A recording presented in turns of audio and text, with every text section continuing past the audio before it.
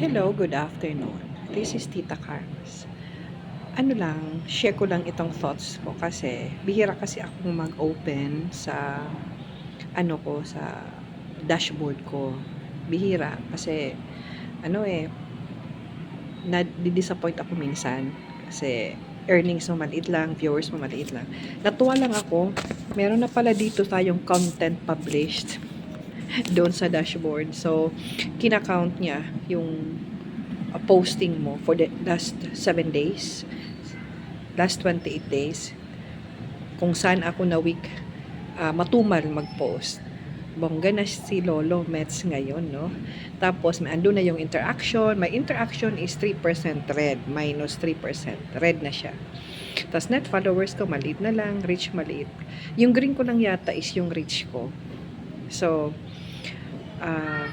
natuwa lang ako sa content published. So, pwede na rin.